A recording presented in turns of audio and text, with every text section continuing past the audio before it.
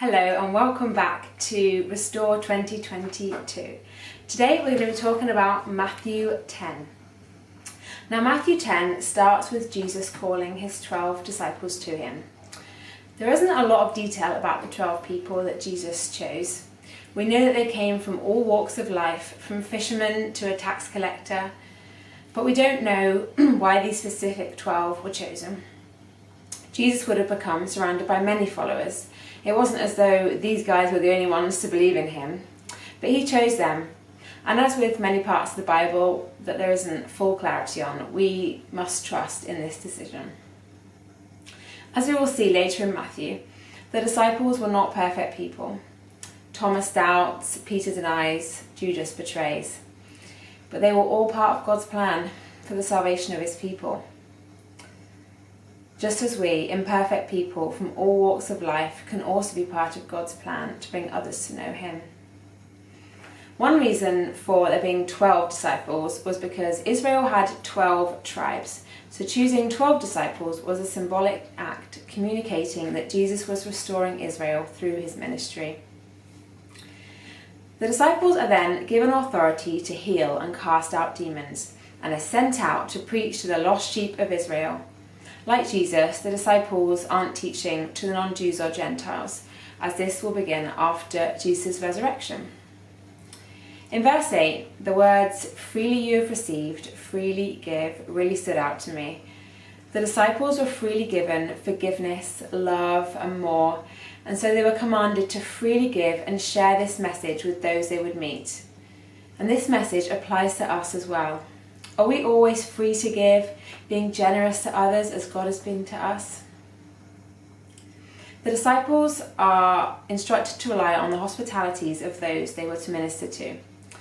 Pious Jewish people returning to holy ground would not want even the dust of pagan territory clinging to their sandals. In the same way, the disciples were to shake the dust from their feet as a sign of judgment on people with hard hearts who were not welcoming to them and their message. As the disciples are sent out, they are told in no uncertain terms of the persecution that they will face. Just as their master, Jesus, will be treated badly, so will they. Sometimes discipline in the synagogues was administered in the form of flogging, which consisted of 13 harsh strokes on the front and 26 on the back with a strap of calf leather. This punishment would be painful in more ways than one, as it would signify rejection of the disciples' preaching among their own people. Now, in a culture where family loyalty and honouring one's parents was integral, hearing that these relationships would be broken would have been really difficult. Yet despite all of this, the disciples knew that it was worth the pain, rejection, and for some even death, to preach the truth and hold firm to their faith. Do we have such conviction? Verse 28 sums up what the disciples and what we should be afraid of: God. It says, "Do not be afraid of those who kill the body but cannot kill the soul. Rather, be afraid of the one who can destroy both soul and body in hell." Fearing God is like a deep respect, and it doesn't mean that we shouldn't love or trust him. As the chapter goes on to say, God, who cares even for sparrows, who were one of the cheapest items sold for poor people's food, the cheapest of all birds, he will care for us so much more. He even knows the number of hairs on your head. While this is not a promise for physical protection, it invites us to trust in God's care and know our great value to him.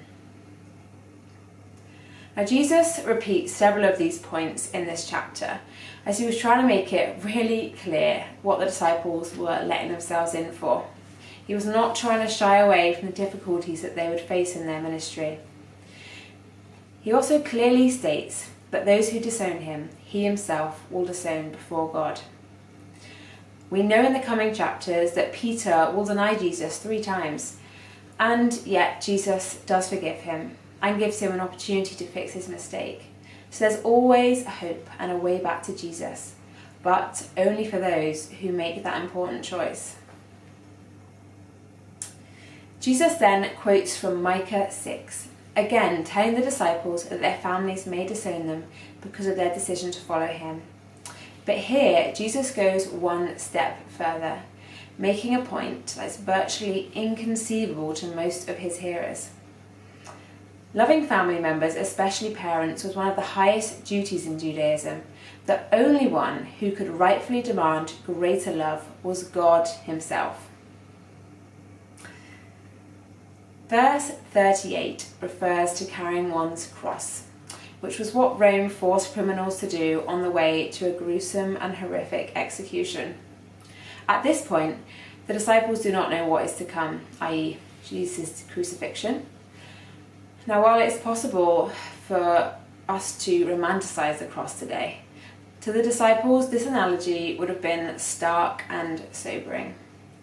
Jesus makes it clear that following him may result in death, and that the disciples and we should not focus too heavily on our earthly life and earthly things, but on the true life that is only found in him. The chapter ends by circling back to the theme of hospitality, clearly articulating that receiving a follower of Jesus means receiving both Jesus, who sent the disciples, and God, who sent Jesus. The most simple gift of a cup of water to one of these little ones, which means a disciple who was vulnerable or of little status, was something even the poorest should be able to do and would not go unnoticed. Even the smallest acts of faith and generosity do not go unnoticed to God. What could we do today that shows God's love and truth to others? Thanks for listening.